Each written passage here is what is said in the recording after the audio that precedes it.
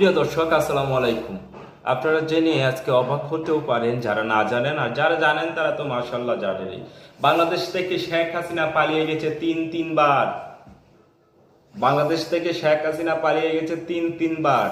1975 সনে সেনা বিদ্রোহে বাকশালের সময়, 1/11 সময়, আর বর্তমানে যেই দেশের সরকার বারবার পালানোর রাস্তা তৈরি করে রাখে, দেশকে লুটে পুটে নিয়ে তারপর অন্য রাষ্ট্রে তারা আবাসন গড়ে, বেগম পাড়া তৈরি করে দেশের অর্থনীতিকে ধ্বংস করে দেয়, তারা আবার দেশপ্রেমিক হয় কিভাবে? যতই বলুক মুখে দেশপ্রেমিক, আপনি আমি শুনছি, আপনি আমি বোকা।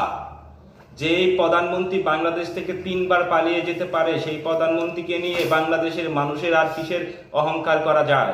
তাদেরকে আমরা বিবেচনায় রেখেছি। এবার থেকে সাবধান হয়ে যান, চিন্তায় রাখেন যে বাংলাদেশে এমন কাহিনী যাতে আর না ঘটে। পৃথিবীতে